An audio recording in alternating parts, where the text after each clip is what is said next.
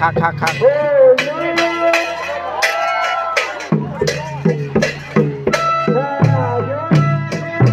อันนี้สิเป็นรอบที่3แล้วนะทุกคนรอบสุดท้ายเนี่ยพี่น้องเด้อ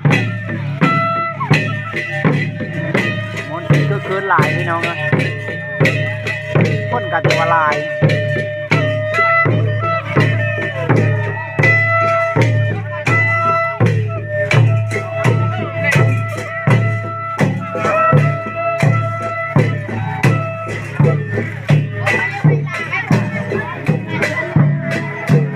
อย่าขึ้นเลยไว้นะอย่าขึ้นลังสาวซุกดีคือเดียวหลังจากแห่พระป่าไปแล้วแล้วก็สิบาเดี๋ยวขึ้นเนาะแล้วเลิกแล้วหายแล้วหน้าแล้วบอกปีนี้นะยังเนาะคนมีโต๊ะเนาะนี่เป็นน้องๆทางบ้านเลี้ยงไส้พี่น้องประมาณนี้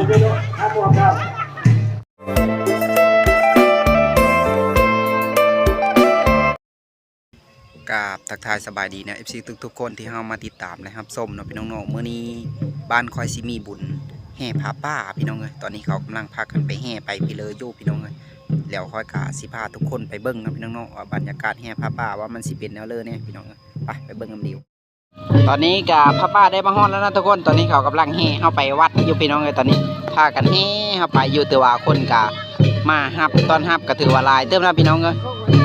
ตอนสีแห่มาแต่สวรรค์เขตพุ่นละพี่น้องตอนนี้กับมาฮอดกับประมาณนี้2 โมงหรือบ่ายโมงตอนนี้นะพี่น้องบรรยากาศก็ถือว่าคึกคืนมอซื้อสมโภชนะพี่น้องอันนี้สิเป็นบรรยากาศการแห่พระป่านะพี่น้องอยู่บ้านเบงไส้เมืองอัสสพรแข่งสวรรค์เขตพี่น้องสิเป็นประมาณนี้ละ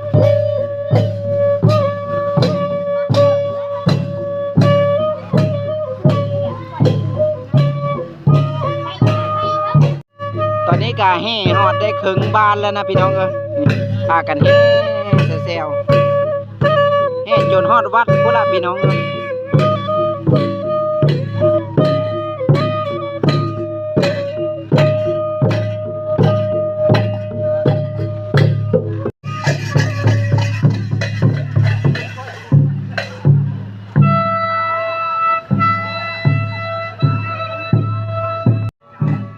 อันนี้ก็สิเป็นน้องๆกับพี่น้องสิพากันมาแห่พระป่าถือว่าถือขันแล้วก็ถือแพร่เบงบ้ายพี่น้องประมาณนี้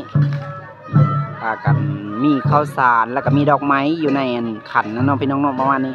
ทางพลเขากำลังแห่มาอยู่ได้พี่น้องคนถือว่าหลายสมโภชนะพี่น้องตอนนี้นะยังมีฮอดวัดอยู่ได้พี่น้องยังไก่เติบแต่นี้ไปหาวัดกะบางคนกะสีเด็ดเอาดอกไม้ดอกไปเหลือพี่น้องประมาณนี้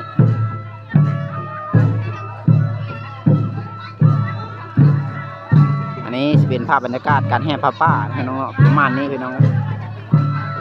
อันนี้ก็เป็นมาสลีโคนะน้องๆเขาสิมาขายเคิงขายของแต่ว่าคนมีลายไปเลยนะพี่น้องก็บุญยามนี้เนาะพี่น้องบุญยามให้ยามหน้าปกติตะเก้านั่นขันยามนี้นั่นไม่มีบุญนะพี่น้องมีเพราะว่าปีนี้แหละมันแรงพี่น้องฝนมีตกแล้วก็เขาเอาพระป่ามาทอดพี่น้องตะเก้านั่นดำผ้ากันดำให้ดำห้าแซ่แล้วเนาะพี่น้องเนาะอันนี้น่ะฝนมีตกมีโหยอยู่ตกกับพระดำพอดีเพิ่อกับไม่ได้ดำหน้าจะคนพี่น้องดำกับโซนน้อยถือว่ายังลายหน้ากะอันนี้ก็เขาชิย่างมาทางหลังตอนนี้ก็คือฮอดหน้าประตูวัดแล้วนะพี่น้องไปอีน้อยนึงกับสีฮอดวัดนะพี่น้องเขากับสีพากันถือว่าบรรยากาศมันนี่กับสีคึมๆนะพี่น้องมีฮ้อนแห้งนะปกติตะเก้านั่นแดดฮ้อนมื้อนี้น่ะคึมๆคือฝนสิตกคือพี่เลยนี่แหละแต่ว่ามันมีตกอยู่บรรยากาศตอนนี้ก็ถือว่าคนมาหลายเต้านะพี่น้องสาวบ้านเวงไส้พี่น้องพากันมาเต้ามาโฮมมาเท้าแก่แล้วก็เด็กน้อยผู้ใหญ่นะพี่น้องนี่พากันมาหลายพี่น้องพากันมาแห่พระป่าถือว่าถือโอถือขันแล้วก็ถือแพร่พากันมาแห่ถือว่าลายสมควรนะพี่น้อง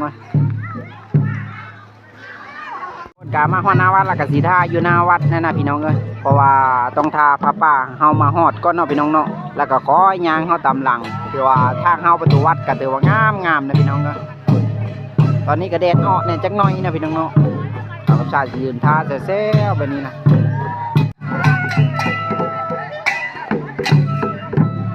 เขากำลังมาฮอดหน้าวัดนะพี่น้องโอ้โหจมโคตรเลยพี่น้องเอ้ยโอ้โกขนาดเขาเห็นโกลูดสิ่งกองสิ่งสะไนสิ่งแทรกนะพี่น้องเนาะโอ้เอาเดี๋ยวครับซ้ำบุญใหญ่เด้พี่น้องเอ้ยความโมนนะขันบุญใหญ่นะมนกว่านี้พี่น้องเอ้ยนี่ขนาดบุญแห่พระป่าย่ามนี้เนาะพี่น้องเนาะเพราะว่าย่ามฟ้าย่ามฝนแล้วแต่ว่าบนมีตกนั่นเขาเลยเฮ็ดพระป่าเสบันวิ่งใต้นะว่าฝนมีตกก็พี่น้องแรงลายปีนี้นะพี่น้อง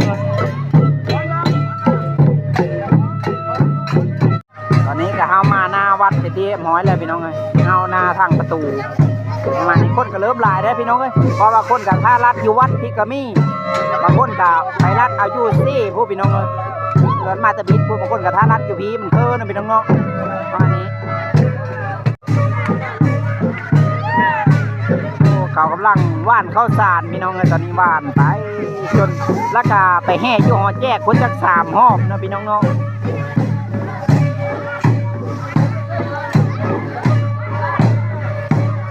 อันนี้กำลังย่างแห่มาห้อนี้แล้วก็ที่ท่าเดียวนะพี่น้องเตาโฮมเดียวอยู่นี่พี่น้องเลยโมนคือคืนจมโคตรนะพี่น้องเลยถือว่าเป็นงานน้อยแต่พี่น้องเลยแต่ว่าโมนงานน้อยแต่โมนพี่น้องเลยถ้าเฮ็ดงานบุญใหญ่ๆหรือยามแรงพี่น้องงาน4 โมนกว่านี้อันนี้ยามฟ้ายามฝนลงมาแล้วบางบ้านบางคนก็มีมานะพี่น้อง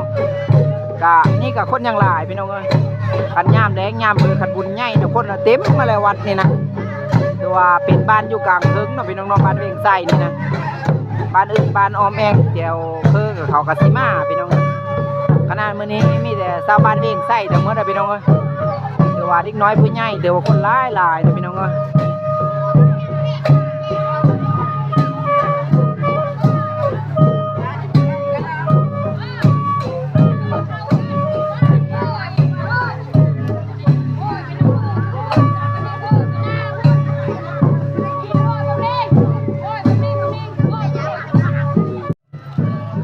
นี่ก็กำลังแห่ได้หอบหนึ่งนะพี่น้องเนาะหากได้หอบหนึ่งนะพี่น้องคนน่ะถือว่ายังมีชุดอยู่พี่น้องโอ้แห่แต่ผีหอดพุ้นพี่น้องคนน่ะถือว่าหลายสมโคตรนะคนนะอันนี้พากันโห้ยข้าวสารนะพี่น้องเนาะโยขันนะกับซิมีข้าวสารนะพี่น้องแล้วก็ข้าวตอกดอกไม้นะพี่น้องเนาะโยขันนะพากันโห้ยไปเซลนี่นะคนนั่นเฉพาะทวารเวงนะพี่น้องขันบุญใหญ่บุญพิเรนหลายกว่านี้อันนี้ผู้หลายแห้งเฉพาะทวันเวงนี่กัน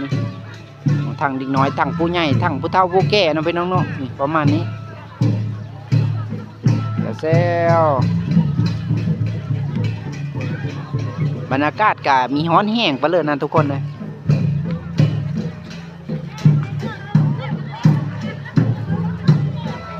อันนี้ก็จะเป็นผู้แซ่ผู้สาวน้อยเขาเนาะพี่น้องเนาะประมาณนี้อันนี้มีผู้สาวน้อยผู้สาวใหญ่พี่น้องเลยปะปนกันไปนั่นแหละ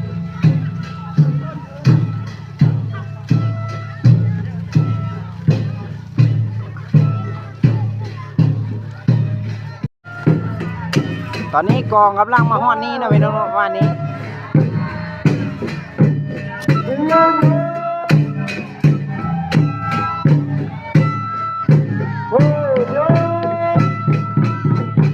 ว่าฝนมีตกจะเถอะพี่น้องพากันเฮ็ดบุญพระป่าที่ทางบ้านเวียงไส้แล้วเนาะพี่น้อง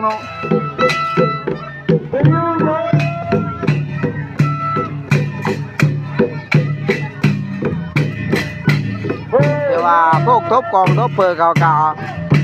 ลายไข่สดชมโคตรนะพี่น้อง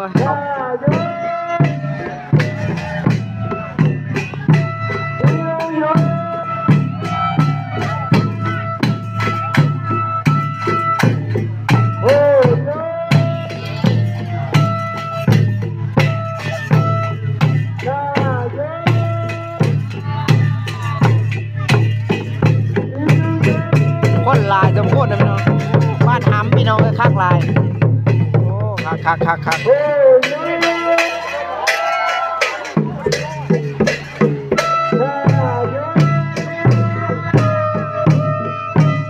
ถือว่าเต็มไปด้วยคนนะพี่น้องหลายเจ้าด้วยพี่น้องผัดบุญใหญ่นะกว่านี้นะพี่น้องขนาดนี้บุญพระป่าน้อยนะพี่น้องมีเฮ็ดเยอะไปเลยนะพี่น้อง สิเป็นรอบที่3แล้วนะทุกคนรอบสุดท้ายเนี่ยพี่น้องเด้อมนต์คือคืนหลายพี่น้องเด้อคนกับตัวลาย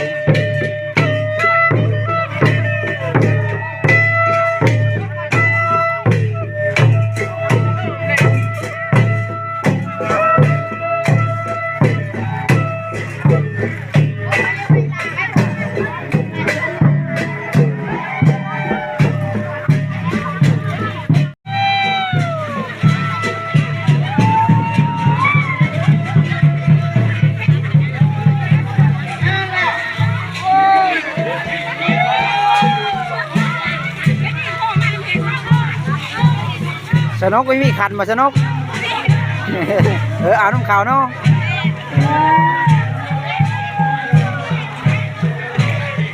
แล้วค่อยกะได้หยางเลาะวัตพีเนาะพี่น้องอันนี้สิเป็นผ้าข้าวผ้าน้ำเนาะพี่น้องหลังจากเขาแล้วไปเลยในเขากันสิขึ้นไปย่อพี่น้องอะ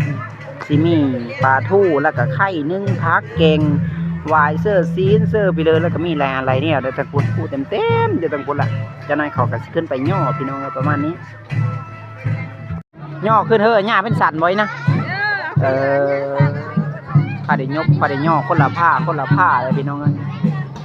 เถื่อเวลาจะได้พี่น้องอยู่แนวกินแถวบ้านนอกบ้านหน้าเฮาพี่น้องมีแต่เนี่ยแซ่บทั้งหมดได้พี่น้อง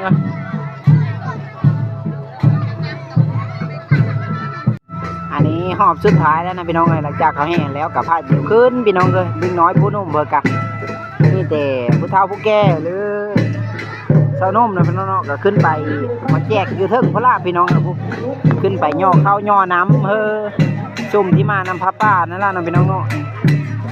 แล้วก็เจ้าผู้แก่กับผ้าเดี๋ยวกินข้าวกินน้ำอยู่เทิงพระลาแล้วก็ย่อย่าคู่นะพี่น้องเนาะย่าคู่เป็นสันก่อนได้พี่น้องเลยหลังจากย่าคู่เป็นสันโอ้ยังผ้าเดี๋ยวกินอันนี้ครบรอบที่3ไปที่ห้อยแล้วเนาะพี่น้องเนาะผ้ากันแยกย้ายแต่เดี๋ยวเซลล์นะพี่น้อง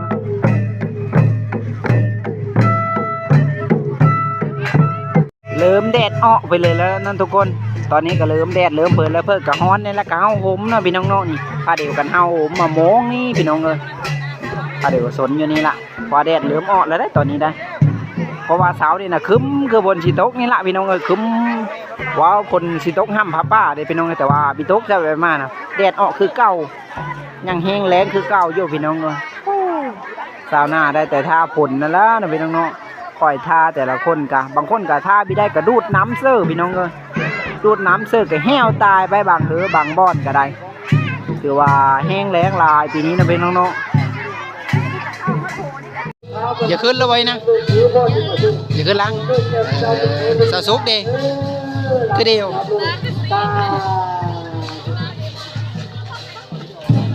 อย่าพาเดี๋ยวขึ้นเลยไว้นะหลังจากแห่พระป่าไปแล้วก็จะพาเดี๋ยวขึ้นเนาะแล้วเลิกแล้วหายแล้วหน้าแล้วบอกปีนี้นะยังเนาะคนมีโต๊ะเนาะนี่จะเป็นน้องๆทางบ้านเมียงไส้พี่น้องประมาณนี้พอจะขึ้นแล้วไว้นะแห่พระป่าไปแล้วเลยเนาะพาเดี๋ยวขึ้นบัดนี้อันนี้จะเป็นน้องซีโน่พี่น้องกับน้องน้ำฝนอันนี้จะเป็นน้องป้า